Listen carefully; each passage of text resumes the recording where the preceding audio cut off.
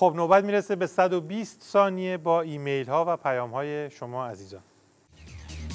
دوست عزیزمون حامد رضای پیش دانشگاهی، خیلی ممنونم ازت، نامت رسید، امیدوارم که باز هم با ما در ارتباط باشی.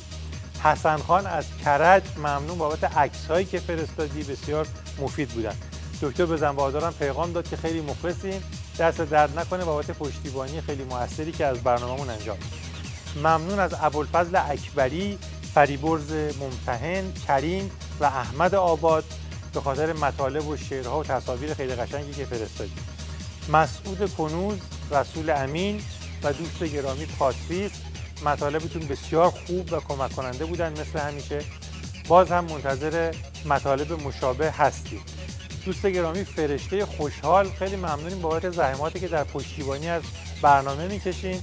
اون تصاویری که برای خبر تو خبر فرستاده بودید بسیار خوب بودن. امیدوارم که همیشه از کمک و پشتیبانی شما برخوردار باشید.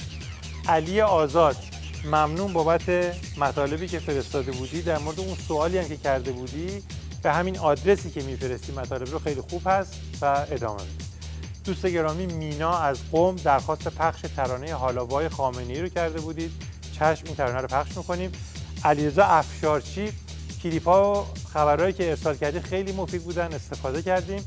دوست گرامی میترا، ممنون از شعر جالبی که فرستادیم. امیدوارم که با توجه به ذوق طنزی که دارین باز هم ما رو از کارهای خودتون بهره مند بکنین تا بتونیم در پی کشادی بیشتر استفاده بکنیم. علی ایرانی، طنزات خیلی خوب بودن، دست درد نکنه. حامد عزیز، شعر و ترانه که فرستاده بودی رسید، دادیمش دست دست‌اندرکارهای شعرها و ترانه‌های طنزمون که روش کار میکنن. دوستان گرامی هوشنگ، ملیحه، مهرداد، بهروز و فرامرز، نامه مشترکتون رسید. چشم، از مولا حسنی نماینده رودستمونده ولی فقیه ارتجاع، بیشتر طنز پخش خواهیم کرد.